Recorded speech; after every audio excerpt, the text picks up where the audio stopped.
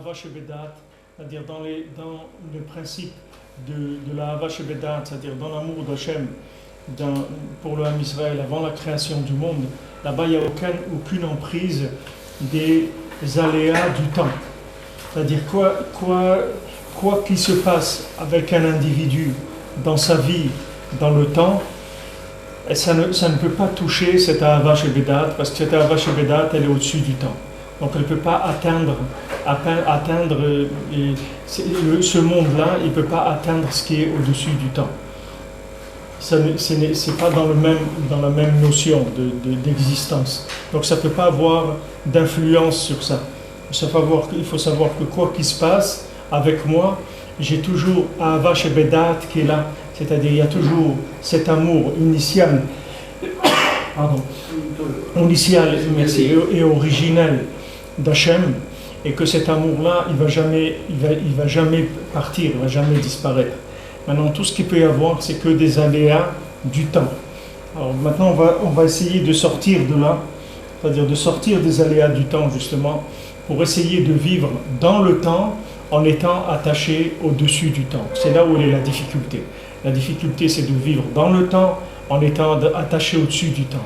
Si maintenant quelqu'un devient un curé ou une bonne sœur, alors il n'y a pas de problème, parce qu'il est sorti du temps. Il a refusé de rentrer dans le temps. Alors c'est sûr que ça devient facile, la partie elle devient facile, puisque quelqu'un sort du temps. Mais si quelqu'un respecte la règle du jeu, il y a 7 mitzvot de Bnei Noach. Si quelqu'un il respecte la règle du jeu, il va se trouver dans les règles du temps. C'est-à-dire il va respecter les règles du jeu. Une fois qu'il va respecter les règles du jeu, ces règles du jeu, il faut qu'il les attache au-dessus du temps. S'il veut arriver à passer ce temps-là, passer à travers le temps sans être trop abîmé avoir trop de séquelles de son passage dans le temps. On dit ici, Jonathan, Shenaim Shuma Chizaklal, Vaika Chizatam Lemata Chazoshalom Murak, Mahmat Shein Zochim Shetit Kasher Ahava Shebeyamim, Ahava Shebedat Tekabel Or Misham. La Ahava Shebeyamim, elle va être attachée à la Ahava Shebedat et recevoir de la lumière de là-bas. Par exemple, qu'est-ce que c'est l'amour du temps et l'amour au-dessus du temps? Et si vous prenez par exemple un exemple, il y avait un Bachour, il était à la Yeshiva, il avait 16 ans ou 17 ans. Alors il est allé voir le Rav, il lui a dit: Rav, j'ai besoin de me marier, je voudrais que vous me présentez une jeune fille pour me marier, parce que j'ai un Yitzhara, quand je vais dehors, je regarde les filles et tout, ça m'attire. Alors le Rav il lui a dit: comment ça peut t'attirer? C'est dégoûtant. Qu'est-ce qui t'attire là-dedans? Alors maintenant, quand il y a une discussion comme ça, alors cette discussion, elle ne peut pas déboucher sur un conseil, sur un résultat positif. Pourquoi? Parce que maintenant, on a affaire à deux personnes. Une qui est complètement esclave du temps, puisque maintenant, elle est arrivée à aimer ce qui est dans le temps, c'est-à-dire ce qui est dans le temps, ce qu'elle voit. Elle apprécie des choses qui sont dans le temps. Elle a affaire à un rave que lui, il est sorti du temps complètement. Donc lui, quand il voit quelque chose du temps, il dit: je ne comprends pas que tu peux aimer des choses comme ça. Ça me dégoûte, je ne sais pas qu'est-ce que tu aimes là-dedans. Alors pourquoi le rave, ça le dégoûte? Parce que le rave, lui, il est sorti du temps. Et pourquoi l'élève, ça l'attire? Parce que lui, il est dans le temps. Maintenant, la solution, c'est ni cette attitude, ni celle-là. La solution, c'est d'attacher la Ahava Shebeyamim et la Ahava Shebedat. C'est-à-dire que maintenant, de savoir que cette attirance qu'il a pour cette chose-là, elle a une origine, que cette origine-là, c'est l'amour d'Akadosh Baruch Hu, c'est l'amour de la Torah. Et c'est ça que je vais chercher. Je vais chercher ça, c'est-à-dire que je vais lui dire: voilà, maintenant, ce qui m'attire dans ce monde, c'est pas l'apparence, c'est pas le vêtement de la chose. Derrière ça, il y a des lettres de Torah. Derrière ça, il y a une indication d'Hachem. Cette indication d'Hachem, elle est là pour m'attacher à Akadosh Baruch Hu sur le mode infini, c'est-à-dire sur le mode Ahava Shebedat. Et c'est ça que je dois chercher. Et c'est ça qui doit m'intéresser. Alors si maintenant, c'est pour ça que les Averot elles vont se transformer en mitzvot, comme je vous ai dit hier. Comment c'est possible que des Averot elles vont se transformer en mitzvot? Parce que la personne, ce qu'elle cherchait, elle ne cherchait pas.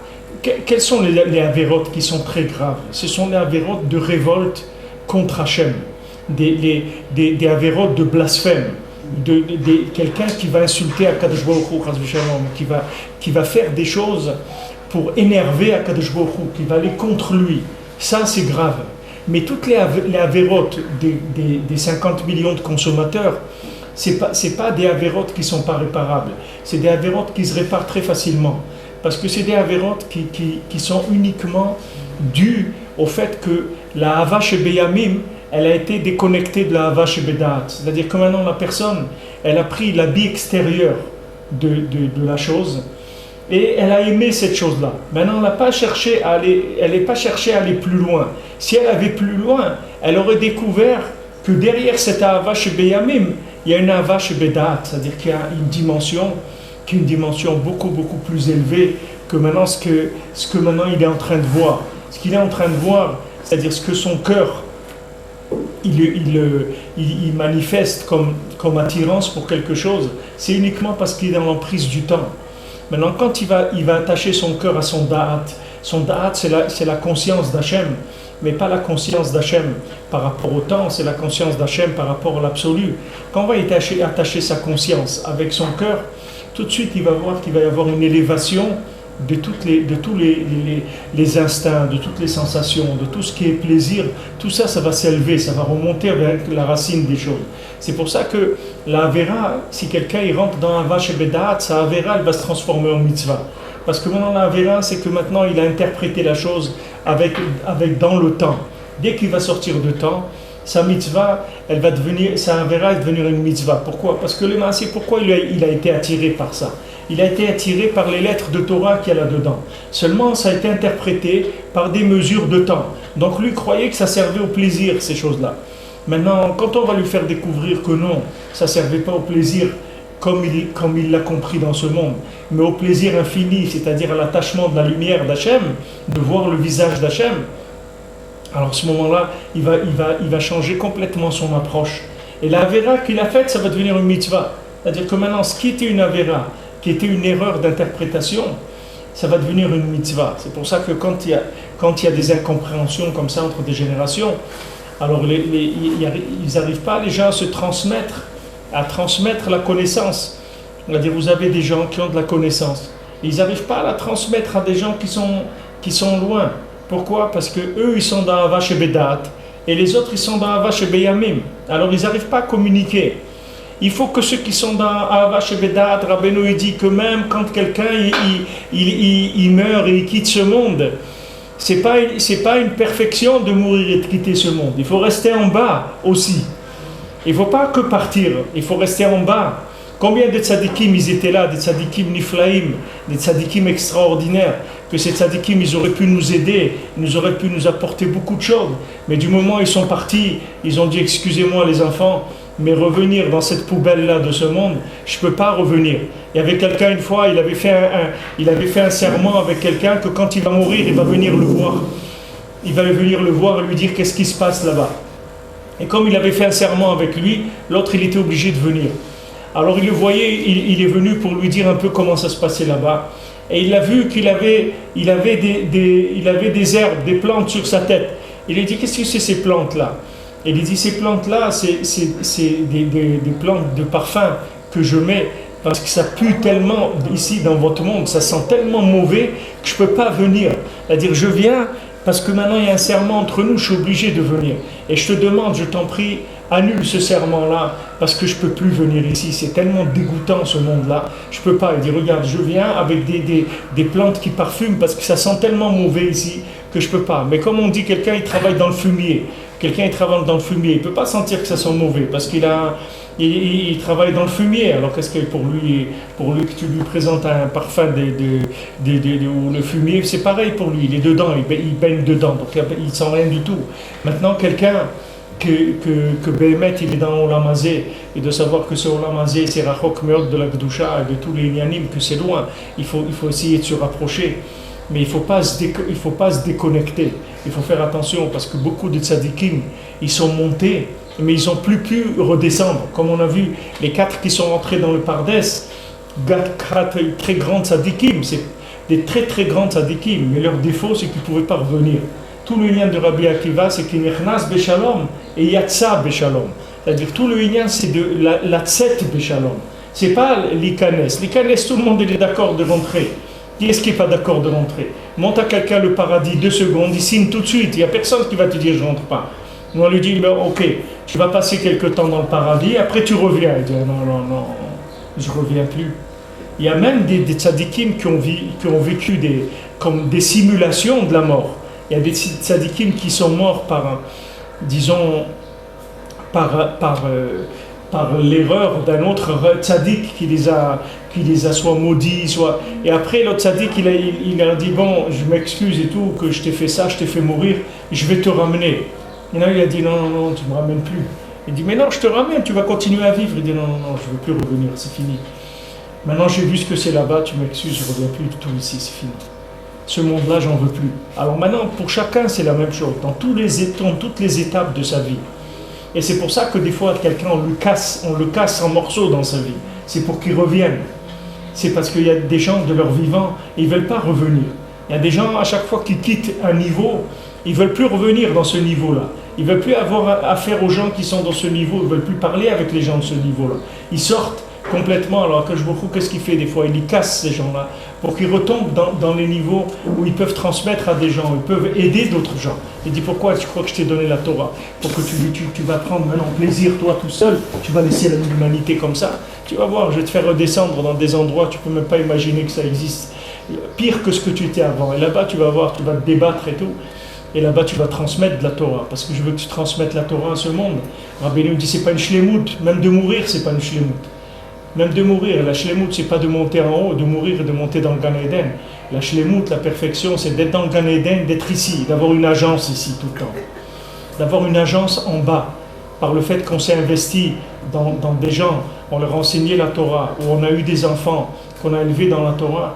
Alors ces mitzvot qu'on a faites d'enseignement, de transmission, ou ces enfants qu'on a eus dans ce monde, eux, c'est l'agence des parents qui sont montés, qui sont dans les mondes supérieurs.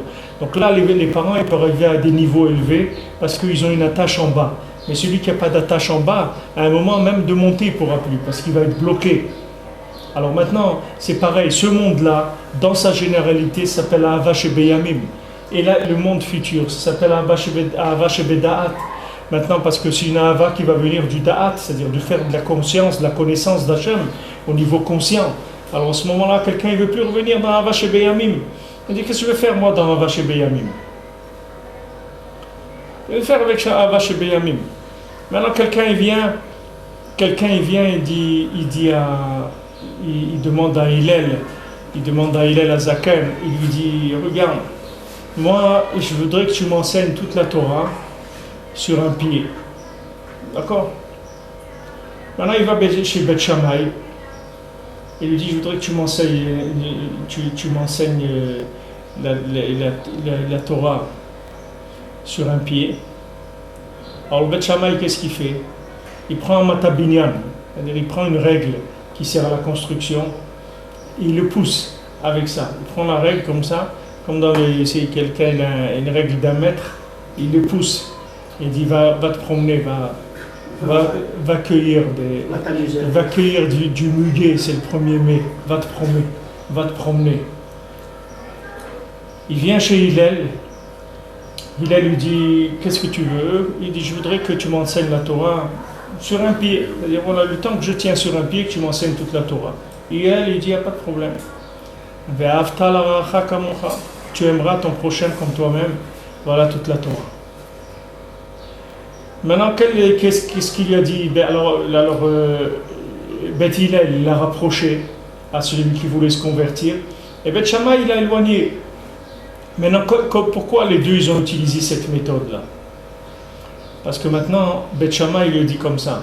Toi, tu veux étudier, tu veux apprendre toute la Torah sur un pied. C'est-à-dire, toi, tu veux maintenant avoir Ahava Shebeda'at, la halacha. Mais si tu veux, toi, venir pour la Kabbalah, tu veux pas la halacha, tiens, alors tu m'excuses, mais ce monde-là, c'est pas un monde de kabbalistes, c'est un monde de halacha. Ici, c'est la halacha qui prône, c'est-à-dire que d'abord les 2 pieds par terre. Une fois que tu as posé les 2 pieds par terre, viens, on avance et on parlera de choses qui sont plus élevées. Mais on commence par ça. C'est pour ça qu'il l'a poussé avec une règle qui sert à mesurer. Parce qu'il lui dit, le but de ce monde, c'est d'acquérir des mesures, de changer tes midotes, d'avoir une femme, d'avoir des enfants, d'avoir une parnassa, de savoir tenir ta parole, de ne pas mentir, de pas voler, d'avoir de la patience, d'aimer une femme, de la sortir de là où elle est, de prendre des petits-enfants, d'être patient avec eux, de leur enseigner la Torah, etc. Et toi-même, de travailler sur toi-même pendant une vie entière.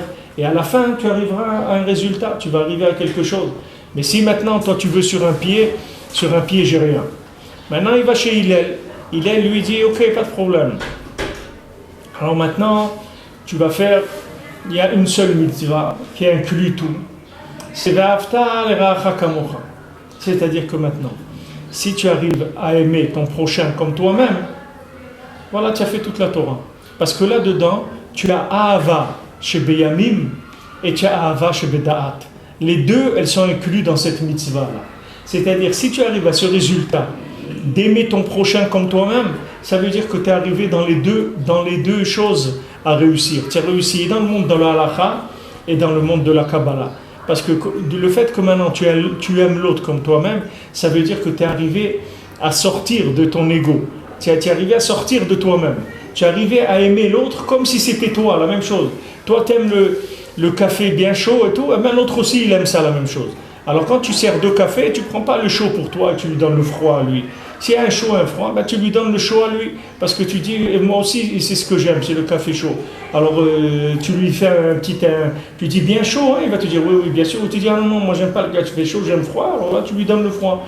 Mais toi, tu dois lui donner à l'autre que tu penses qui est meilleur pour toi. Alors tu lui donnes à l'autre. Parce que maintenant, ça veut dire que quoi? Tu es sorti de l'ego. Si tu es sorti de l'ego, ça veut dire que tu as réussi la fusion des deux chemins. C'est-à-dire que tu as réussi la fusion du chemin de la halakha avec le chemin de la Kabbalah. Ça veut dire que tu es arrivé à mettre le cœur dans la halakha. Tu es arrivé à mettre le cœur dans les tzimtzumim du Olam Hazé. C'est-à-dire ton cœur, il est maîtrisé par ton da'at. C'est-à-dire quand tu as maintenant envie de faire quelque chose, c'est d'abord la halakha qui va t'interroger et ensuite c'est l'impulsion du cœur. Tu as maintenant des fruits devant toi, un plateau de fruits. Tu as des dattes, tu as des figues, tu as des raisins, tu as des pommes, tu as des oranges. Maintenant, tu veux manger un fruit. Tu sais pas quelle bracha tu dois faire d'abord. La première chose que tu te poses, première question, c'est qu'est-ce que je dois faire comme bracha? Quel fruit je fais passer d'avant? Avant, est-ce que le fruit d'Eretz Israël? Est-ce que le fruit que j'aime? Est-ce que le fruit qui est entier? Est-ce que Peri-Haetz avant Peri-Adama? Peri-Adama, qu'est-ce que je fais passer là? C'est ça que tu te demandes. C'est pas maintenant l'instinct que tu as envie de manger. Ok, toi tu as envie de manger un abricot maintenant. Il y a dans ce plat-là un abricot. Ça c'est sur ton cœur, il te dit voilà, tu as envie de manger ça. Mais toi, tu n'écoutes pas ce que ton cœur. Tu dis attends mon ami, il y a des règles de bienséance ici. Il y a des règles, il y a des lois. On ne peut pas manger n'importe quoi, n'importe comment, n'importe quand. Donc tu fais passer la halakha avant l'instinct du cœur, c'est-à-dire tu maîtrises le cœur. Quand tu fais ça, alors après tu rentres dans les deux côtés de la vie, c'est-à-dire tu rentres dans la Avad Hashem, dans l'Olam Hazé, c'est-à-dire dans le Yamim, par la halakha, et de la même tu es mekacher avec la Avad Hashem chez Beda'at, puisque maintenant tu vas t'exporter, c'est-à-dire tu vas sortir de toi-même pour aimer l'autre. Tu vas donner à l'autre ce que toi tu aimes. Alors ça veut dire que tu es arrivé à Ahava chez Beda'at. C'est-à-dire que tu es arrivé à Ahava chez Beda'at et à Ahava chez Beyamim.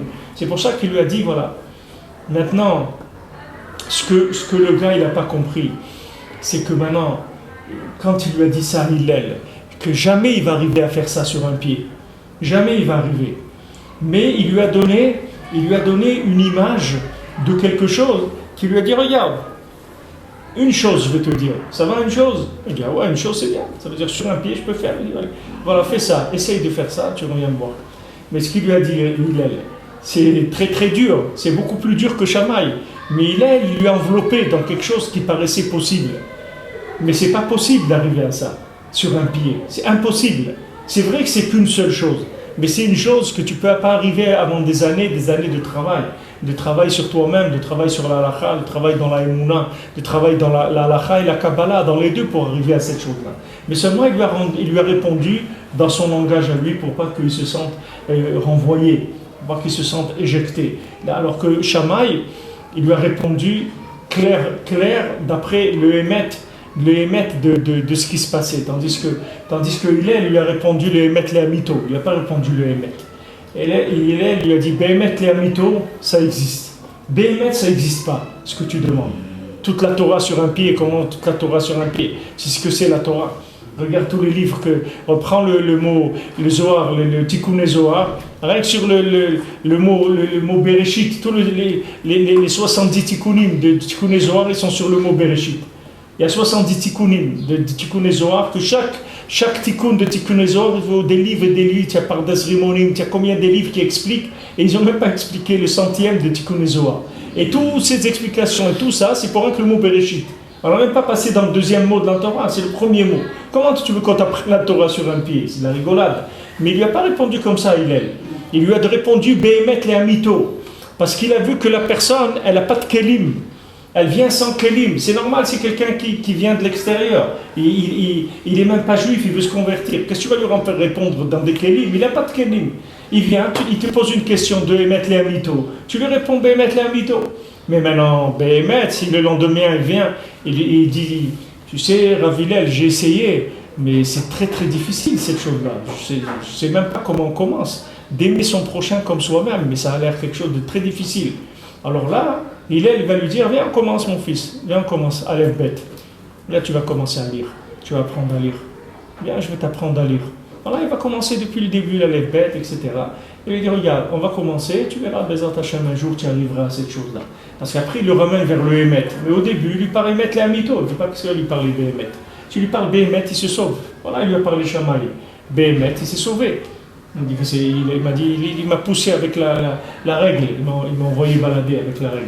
Tandis que Hillel lui a dit, non, viens, pas de problème. Il a donné une réponse de Hémet les Hamito pour essayer de l'attraper avec ça. Pour lui dire que oui, c'est possible. Tu parles de façon comme ça, si tu veux, d'un émet qui est un émet très très fort, il existe, voilà, c'est celui-là. Tu fais ça, ben émet, tu as tout fait. Le jour où tu arriveras à ça, tu auras tout fait. Mais c'est pas qu'il faut faire toute la Torah pour arriver à ça. Ouais, c'est vrai que c'est que ça. Mais c'est que ça. C'est comme tu dis, il faut rien que poser la couronne sur la tête. Mais il faut qu'il y ait tout qui soit construit pour poser la couronne sur la tête. C'est vrai, c'est rien que la couronne à poser. Mais avant que tu poses la couronne, il faut qu'il y ait tout le reste qui soit en place. Toi, te mettre à quel.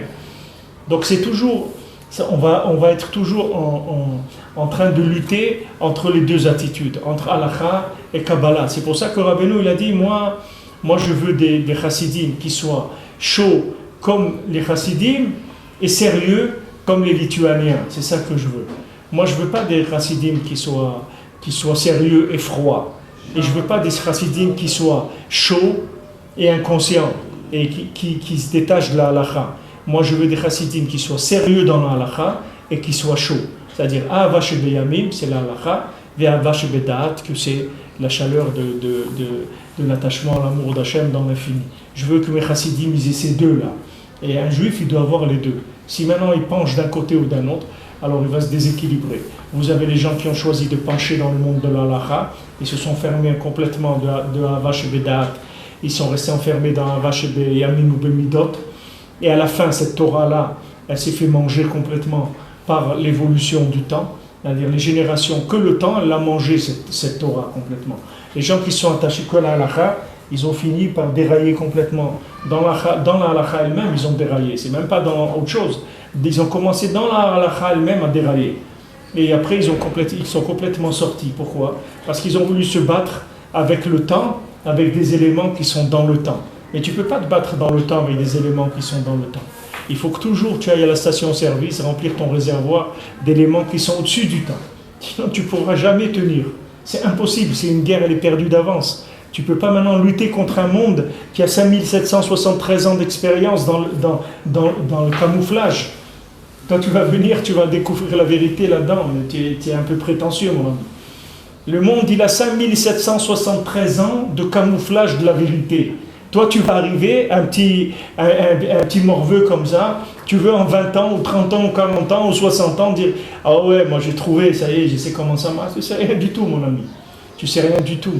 Si tu n'es pas attaché à quelqu'un qui est en dehors de 500, que pour lui c'est 5773 ans, c'est même pas une seconde pour lui, c'est rien du tout. Si tu n'es pas attaché à quelqu'un qui a des notions de là-bas, jamais tu peux t'en sortir, jamais. Tu peux tourner la halakha dans tous les sens, un jour tu vas trébucher. Parce qu'un jour, le temps, il va manger ton sérieux. Le temps, il va manger ta rigueur. Le temps, il va te ramollir, même si tu es sérieux. Tu dis non, maintenant j'ai compris, la halakha c'est comme ça, tu vas voir qu'un jour la halakha tu ne pourras plus la faire. Ou toi tu ne pourras plus la faire, ou tes enfants ne pourront plus la faire. Parce que le temps, il les a mangés. Le temps, il les a mangés. Comme je vous ai donné l'exemple du consistoire. Napoléon, il a vu ça. Napoléon, il a vu les Juifs, il a vu que c'est un Koach Gadol Meod. Il dit que maintenant la seule façon de les neutraliser, c'est pas de les empêcher de faire la Torah, sinon on va tomber dans le système des Grecs, ils vont sortir des Superman, ils vont nous faire tomber à tous, et ils vont faire sortir de la Torah encore plus forte. Non, on va leur dire, nous, la Torah, mais il n'y a pas de problème, venez. Mais il faut que ça soit consistorial, il faut que ça soit répertorié, et il faut que ça soit inclus dans la République, que ça soit maîtrisé par le système. Alors du moment où c'est maîtrisé par le système, c'est-à-dire on coupe Ahava Shebedaat, donc c'est sûr qu'après la chose elle va tomber. Ça, c'est une question de temps, c'est tout. Au début, ça va être des courtoisies d'ici, par là, des trucs, des réunions. Venez les rabbins assister au 14 juillet, venez les maires assister le Yom Kippour, il vient à la synagogue, on va se faire des courbettes, jusqu'à la fin il y en a un qui va se courber complètement et il va plus rien rester du judaïsme. Il va rester des juifs qui ont un emballage de juifs comme les pluchures de l'ail, un truc, juste une petite pellicule comme ça de rien du tout, c'est-à-dire qu'il n'y a aucune mida de juifs qui ne savent même pas à quoi ça ressemble un juif, parce qu'ils ont été complètement mangés de l'intérieur par la Hava chez Beyamim, c'est-à-dire par les systèmes. Alors maintenant le juif, lui, il a sa Hava chez Bedaat, c'est ça son kiyum. Le kiyum du juif, c'est la Hava chez Bedaat. Il faut qu'il soit attaché à Hava chez Beyamim, avec la Hava chez Bedaat. C'est ça qu'il dit Rabbeinu ici, et ce qu'il explique. Il dit que maintenant, le fait qu'ils sont tombés, les gens, c'est qu'ils ont perdu l'attachement avec la Hava chez Bedaat. C'est ça qui les a fait tomber. C'est pour ça que les Hashmonaïm, que je vous ai dit, c'est la chose Shmoné.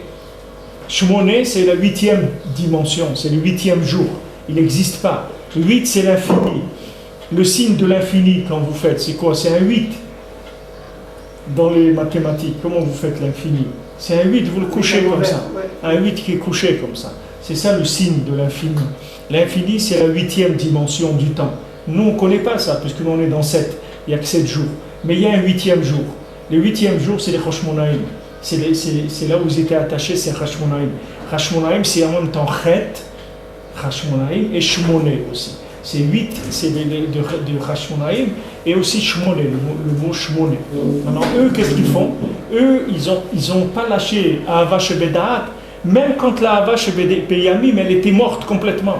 C'est-à-dire qu'on les a empêchés de faire la Torah.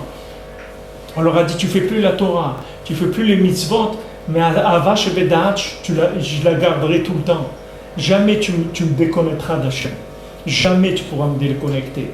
Et dans toutes les épreuves que l'âme Israël il a passées, que Hachem Yatzil Otano, que Bémet, il n'y a plus jamais d'épreuve pour aucun juif dans l'âme, et pour personne, que Hachem il envoie Bémet la Géoula pour tout l'âme Israël, pour toute l'humanité.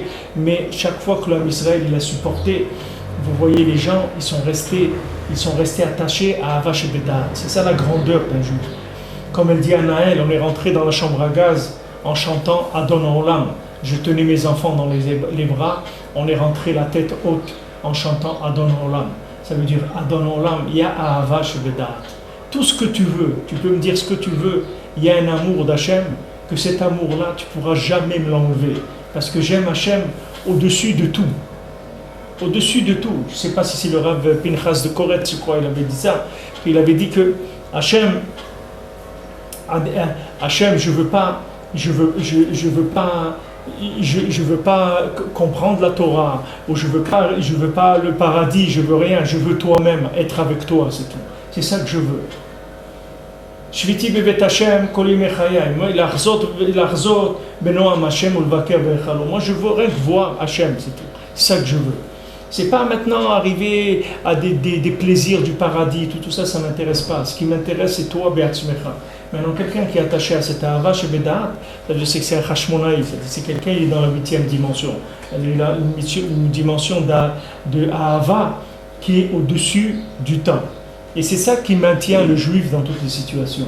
Donc maintenant, même si un juif il voit que sa vie, c'est un korban, au point de vue, c'est une destruction, au point de vue mesure de temps, il doit savoir qu'il y a une vie, une autre vie parallèle à la sienne, qui est la sienne aussi, et qui tourne aussi. C'est Ahava Shebedat.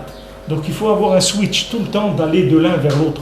Toujours il faut aller de l'un vers l'autre. Quand ça va bien, quand tu es en forme, tu travailles, tu fais Ahava Shebe Yamim, tu travailles dans la halacha, tu travailles dans les tzimtzumim, tu travailles dans les midot, dans les mesures. Quand tu vois que ça ne va pas, que tu tombes, que tu n'as plus de force, tu retournes dans Ahava Shebedat.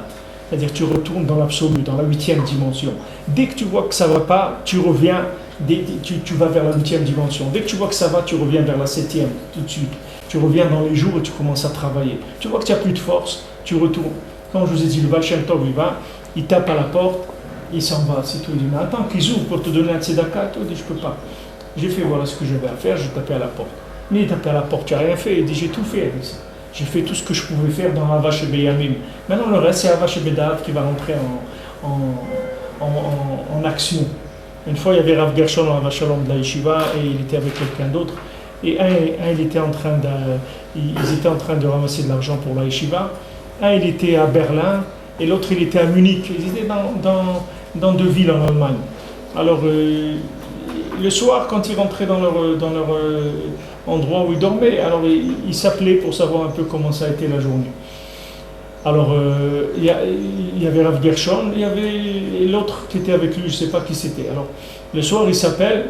Alors, l'autre, il dit à Rav Gershon, il dit alors comment ça a été. Rav Gershon, il dit, bon, Hachem, ça va, j'ai pu récolter pas mal et tout, bon, Hachem.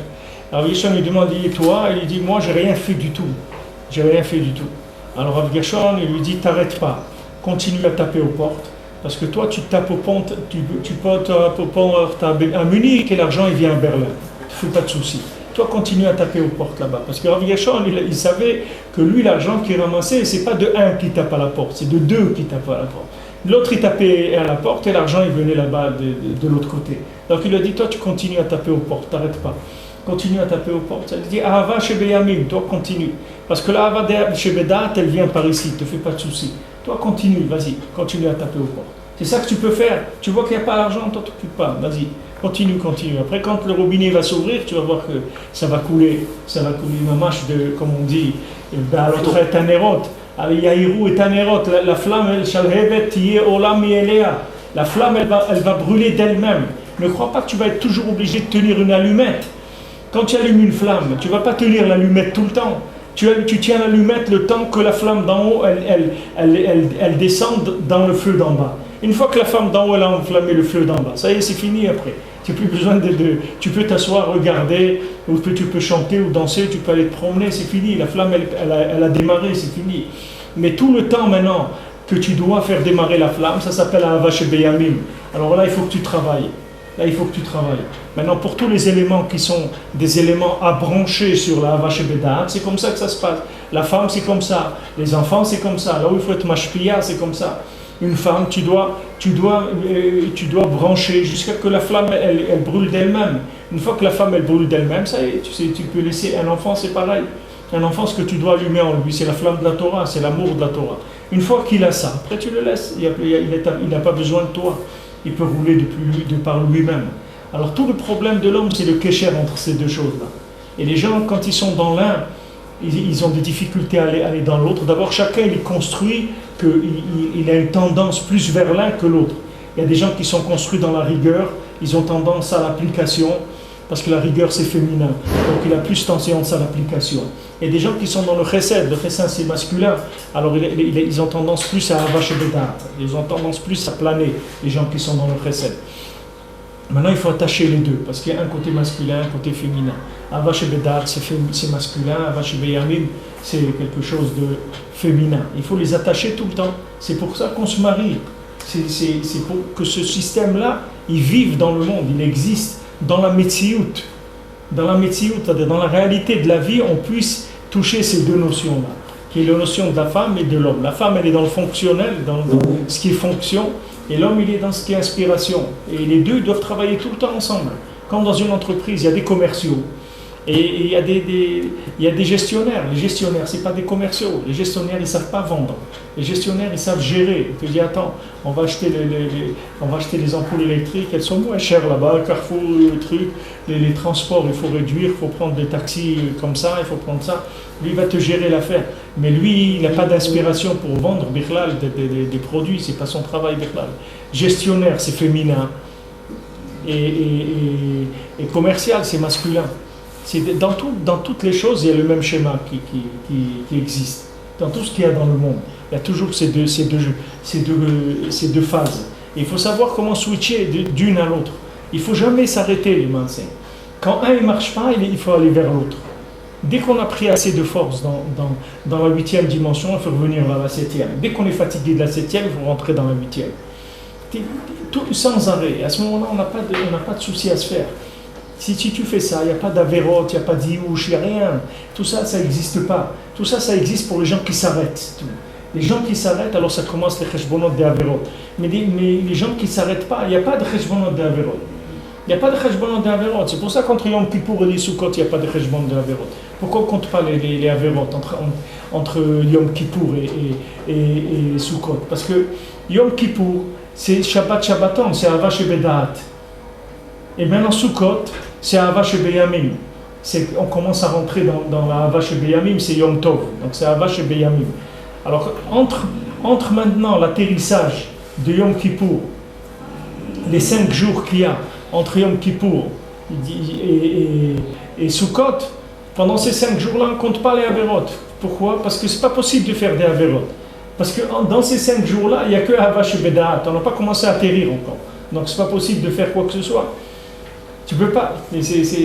C'est quand tu vas commencer l'atterrissage que là, ça peut commencer à basculer dans Ava Shebeyamim.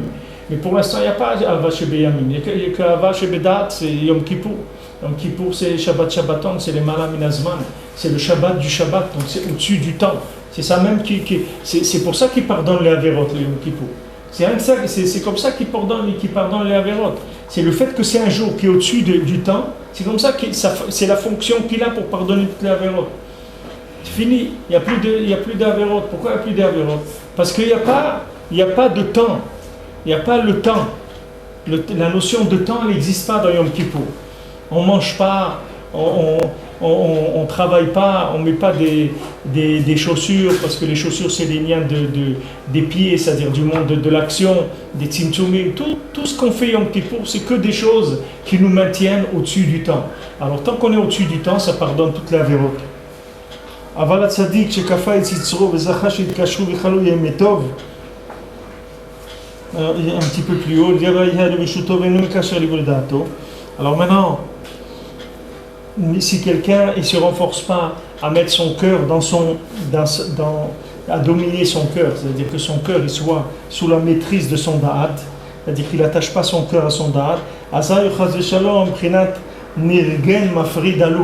alors il est quelqu'un qui sépare Mafrid Alouf, c'est-à-dire il est Mafrid Aloufo chez l'Olam.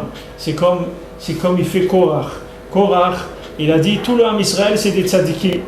Quand les gens ils disent moi tous les tzadikim, moi j'aime tous les tzadikim, moi je respecte tous les rabbins, tous les tzadikim ils sont bien. Moi j'ai pas de problème. Pour moi tous les tzadikim ils sont très bien, etc. Il n'y a pas tous les tzadikim ils sont bien. Il y a un seul qui est bien, il s'appelle Moshe Rabbeinu. Et les autres c'est des tzadikim, des fonctionnaires. Mais le tzadik de la génération qui a Ava Shebedaat, il s'appelle Moshe. Et maintenant, de ça, on ne peut pas bouger. De cette notion-là, on ne peut pas bouger, on ne peut pas sortir. Et Korach, lui, il voulait ramener tout dans Ava Shebeyamim. Il voulait complètement être coffert dans Ava Shebedaat. Il dit non, il y a Ava Shebeyamim.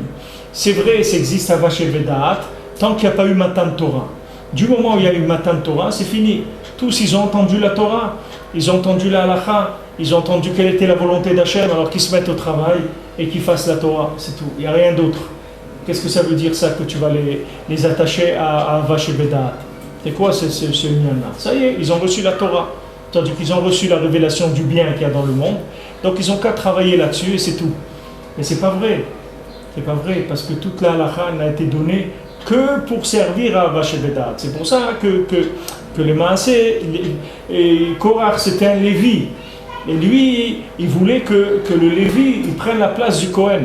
Parce que lui, il a dit, Lui, il a dit à quoi ça sert un Kohen? Un Kohen, c'est quelqu'un qui est dans le chesed, c'est-à-dire il est dans Hava Shebedat. C'est quelqu'un qui fait descendre la lumière du Olam Haba. Mais on n'a pas besoin de la lumière du Olam Haba. Voilà, Hachem, il nous a donné la Torah.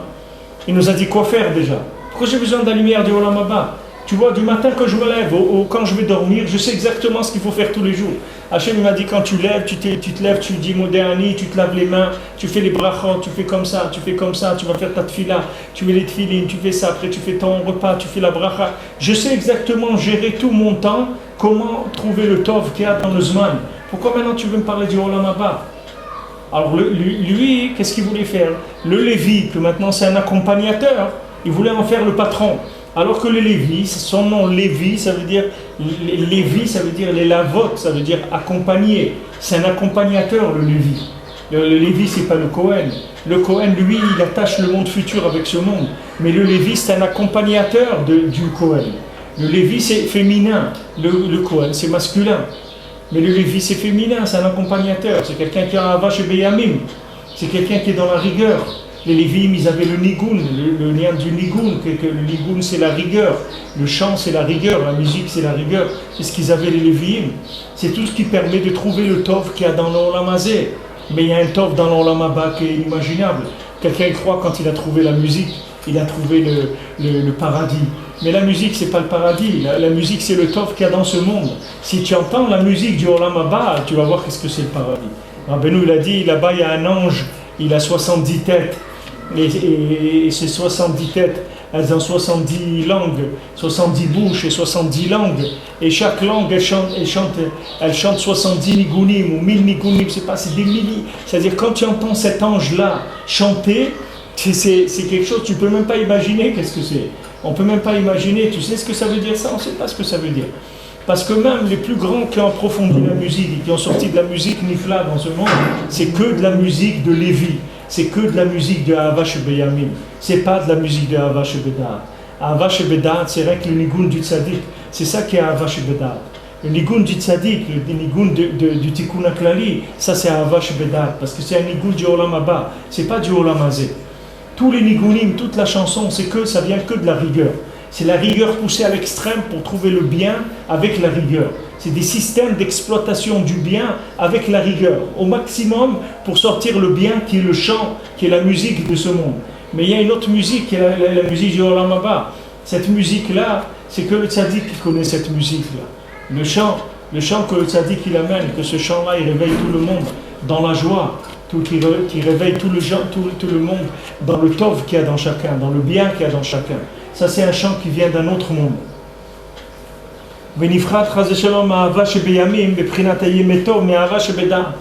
Donc, qu'est-ce qu'il fait celui qui sépare? Qu'est-ce qu'il fait celui qui fait de la machloket? Il veut séparer la Hava Shebeyamim de la Hava Shebedat. C'est-à-dire, il veut séparer le bien de ce monde avec le bien du monde futur. Alors, si maintenant, quelqu'un il sépare les Yemetov de Hava Shebedat, alors qu'est-ce qu'il fait? Le rat il vient et il s'alimente de ces jours-là. Et après, qu'est-ce qu'il dit? Il est mechassé aléem, il vient les recouvrir. Les gens ne comprennent pas, ils disent ouais, mon fils, il est à la yeshiva, je l'ai inscrit à la yeshiva, etc. Mais il n'a même pas envie d'étudier. Il n'a pas envie d'étudier, il a des bêtises dans la tête toute la journée, il a envie de faire des bêtises. Et voilà, il joue au football, et il a le portable, et il veut regarder des films, et trucs et tout. Vous vous rendez compte? Vous vous rendez compte, moi, qu'est-ce que j'ai fait dans ma vie pour mettre mes enfants dans l'école religieuse, à l'école juive? Il m'arrive à 17 ans, 18 ans, voilà qu'est-ce qu'il a envie de faire de sa vie. Vous vous rendez compte de cette catastrophe? Mais pourquoi c'est comme ça? Pourquoi c'est comme ça? C'est pas shoot béon, c'est parce qu'il est resté dans Hava Shebeyamim. C'est la Torah des parents. C'est une Torah de Hava Shebeyamim, c'est pas d'Hava Shebedat. Donc Hava Shebeyamim, le rat il vient, il est mechassé ota. Tu peux pas. Toi maintenant tu as découvert la Torah, tu es un Bal Tshuva, tu as découvert par Ahava Shebedat, parce que les Ahava Shebeyamim, tu l'as tué complètement, tu as détruit tout ce qui pouvait s'exploiter en bien dans la matière. Alors maintenant c'est sûr que tu as trouvé le bien éternel, c'est la seule chose qui pouvait te ramener à la Torah. Mais ton fils, lui il n'est pas détruit. Ton enfant, il est né dans la Torah. Lui, il a des kelim de Yamim, il faut que tu lui donnes Ahava Shebedat dans les Yamim. Sinon l'enfant après, le bien il se recouvre et l'enfant il est attiré par des clipotes. Comment un enfant qui est né dans la Gdoucha, qui a étudié la Torah dans toute son enfance, il peut être attiré par des bêtises, il a envie d'aller jouer au foot ou de regarder des films? Comment tu peux expliquer quelque chose comme ça? Comment une bêtise pareille, ça peut attirer quelqu'un qui est dans la Torah? C'est parce que le bien, il s'est recouvert. Le bien, c'était un bien des jours. Et les jours, ils sont venus et ils ont recouvert le bien. Parce que le Yetzer Hara, il est yonek des yamim. Il est yonek des midot. Il est yonek des mesures. Tu n'as pas alimenté le bien en quelque chose qui était au-dessus du bien. Comme ce Breslever-là que je vous ai raconté, un Baal Tshuva, qu'il était dans la Torah et tout, après il est tombé complètement. Il a tout arrêté. Il ne faisait plus ni Shabbat, ni Kashrut, ni Tfilin, plus rien du tout. Une chose il n'a jamais arrêté, c'est 1 heure d'Hitbodedut tous les jours.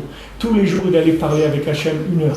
Il disait, Hachem, je ne sais pas ce qu'il m'a pris, je ne sais pas ce que j'ai, j'arrive plus à rien faire du tout. Mais une chose je veux te dire, c'est que je t'aime et je t'abandonnerai jamais. Et tous les jours, je viendrai parler avec toi jusqu'à que je meure. C'est tout. C'est tout ce que je peux faire. Mais cet amour que j'ai pour toi, ça, jamais je l'oublierai. Et je viendrai tout le temps et je te répéterai tous les jours que tu saches que je t'aime, même si j'arrive à rien faire du tout. Et c'est passé quelque temps, et il est revenu. Et Baruch Hashem, il s'est marié, il a une mishpacha, il est dans le Kolel Chatzot, il étudie toute la nuit, tous les jours, etc. Toute la nuit, depuis Chatzot jusqu'au matin. Et c'est un Oved Hashem Amiti. Pourquoi? Parce que quand il a perdu complètement Ava Shebe Yamim, il lui restait Ava Shebe Da'at. Il a dit, attends, c'est pas parce que j'ai tout perdu que maintenant je vais perdre ça aussi. Quoi? L'amour que Hachem il a pour moi, l'amour que j'ai pour Hachem, je vais le perdre parce que j'arrive plus à faire Shabbat, parce que j'arrive plus à mettre mes tefilin. Pas du tout. Pas du tout.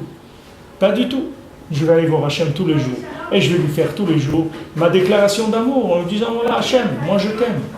C'est vrai que j'arrive à rien faire. Ça c'est une réalité. Je ne sais pas pourquoi. Je me suis fait attraper par le Yetzer Hara. Il m'a dégoûté de la Torah, il m'a dégoûté des religieux, il m'a dégoûté des mitzvot, il m'a dégoûté de tout. Je n'ai plus envie de voir ça du tout. Mais une chose, sache-le, c'est que je t'aime tout le temps. Sache ça. Et que jamais je vais arrêter de t'aimer. Et que jamais je vais arrêter de te parler. Tous les jours, je vais venir te parler. Tant pis si je ne suis pas religieux, ça veut dire Ava Shebe Yamim, je n'ai pas trouvé. Mais Ava Shebe Da'at, jamais je vais arrêter. Et je viendrai te parler tout le temps. Si quelqu'un il fait ça, tout de suite il revient. C'est cette technique, pourquoi je vous parle de quelque chose de tellement extrême, c'est parce que nous, il faut jouer avec ça à l'intérieur. C'est-à-dire, nous, on ne perd pas au Hachem complètement à Vache et Yamim. Il y a des jours où l'intensité elle est plus forte, plus faible des mitzvot. Les jours où on a plus de simcha, moins de simcha, etc. Il faut apprendre à jouer avec ça. Quand on voit que dans la Metsiout, le contact, on le perd, il faut retourner à la base. Il faut retourner dans Ava Shebeda'at. Ava Shebeda'at, c'est l'amour avec Hachem. Cet amour, il faut l'exprimer avec la bouche. Il faut dire Hachem, je t'aime. Et je sais que tu m'aimes. Et je sais que tout ce monde-là, c'est des bêtises. Je sais que ce monde-là, c'est une bêtise. Mais pour l'instant, je suis faible. Voilà, je voulais faire ça ce matin. J'avais mon réveil à 2 heures et tout. Pour me lever, Chatzot, tout ça. J'ai pas pu me lever. Mais sache que c'est là où je me trouve. Mon cœur, c'est là-bas où il est. C'est ça que je veux faire. Maintenant, j'arrive pas. Et le jour où tu m'aideras, et Bezrat Hachem, je sais que toi tu peux tout faire, en 2 minutes ça peut être réglé. Mais ça, il faut le faire tous les jours. C'est-à-dire que dès que tu vois que ça ne marche pas dans le technique, il faut remonter dans le commercial, dans l'origine.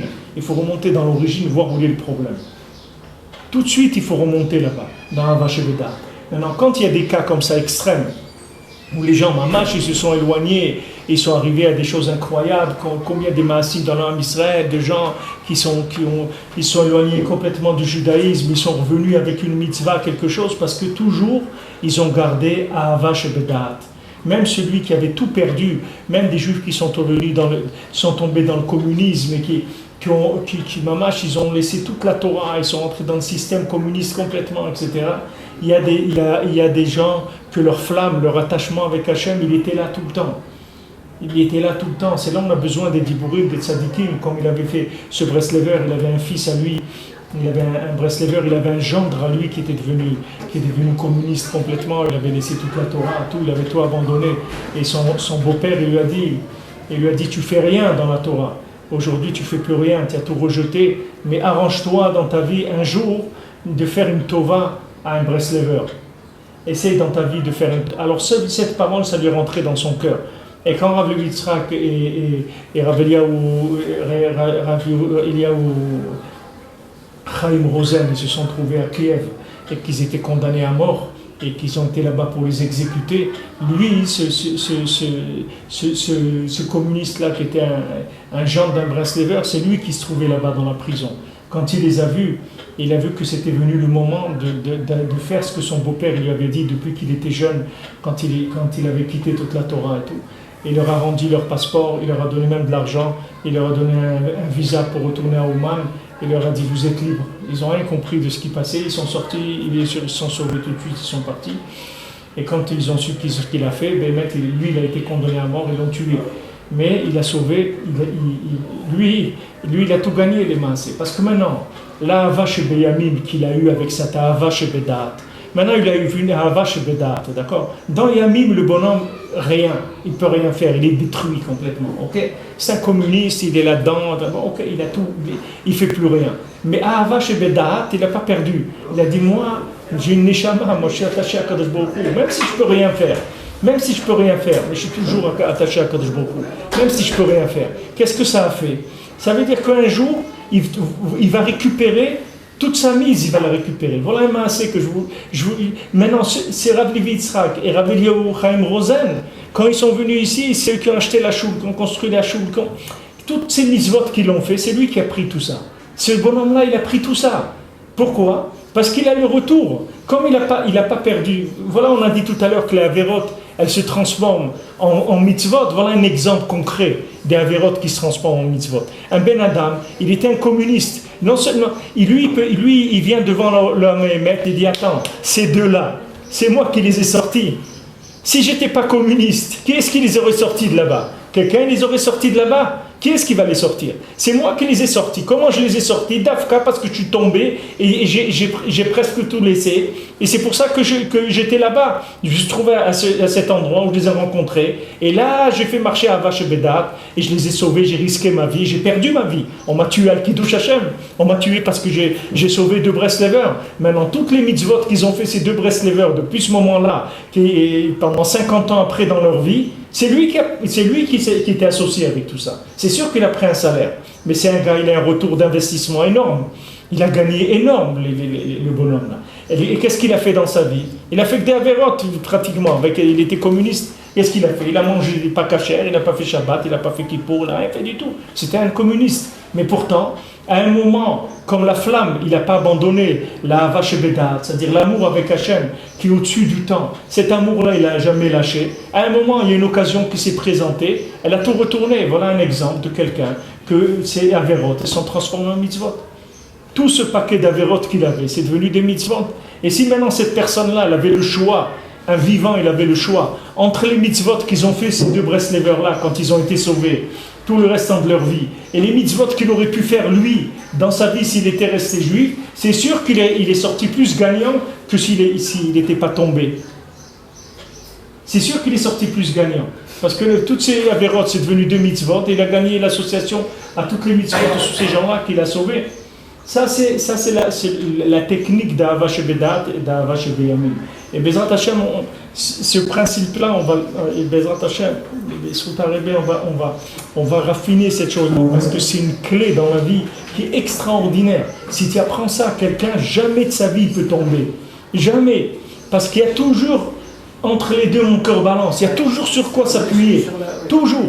Quand les Yamim ne marchent pas, tu vas dans Da'at. Quand Da'at ça marche bien, tu reviens dans Yamim, tu commences à produire. Dès que maintenant tu vois que la production s'arrête, tu vas rentrer dans le commercial, tu fais de la vente. Tu rentres dans le kécher avec Akadosh Baruch Hu, tu développes le kécher. Dès que tu te sens bien, tu reviens à l'usine, tu recommences à travailler. Et comme ça, sans arrêt, toute une journée, tu peux le faire 100 fois par jour. Rabbeinu faisait ça chaque seconde. Rabbeinu, chaque seconde, il faisait ça. Il passait de l'un à l'autre, sans arrêt, sans arrêt. Il allait tirer de la lumière de l'infini, et avec ça, il agissait dans le fini. Dès qu'il agissait dans le fini, il avait commencé à concrétiser, il repartait vers l'infini, sans arrêt. Et nous, c'est ça le sens de nos aliyot et de nos iridot. C'est pour ça que ça monte et ça descend sans arrêt, la vie de quelqu'un. C'est que des hauts et des bas, sans arrêt. Et ça n'existe pas que des bas. La constance dans le bas, ça n'existe pas. C'est que quand quelqu'un n'a pas Ahava Shebedat, il ne veut pas s'attacher à la Ahava Shebedat, alors il reste que dans le bas. Mais quelqu'un qui a la Emouna, qui sait que Hachem, il l'aime, et qu'il rentre dans l'amour d'Hachem, malgré que techniquement, il n'est pas à la hauteur d'honorer cet amour-là par une pratique de la volonté d'Hachem comme il le veut. En disant, voilà, regarde Hachem, tu veux pas qu'on fasse le Lachon Hara, je le sais que c'est interdit, je sais que c'est pas bien du tout, je le sais que tu n'aimes pas ça, je n'arrive pas. Tu dis, je veux le faire et je n'arrive pas. C'est tout ce qu'il te demande à Kadosh Baruch Hu. Le reste après, Hachem il le fait.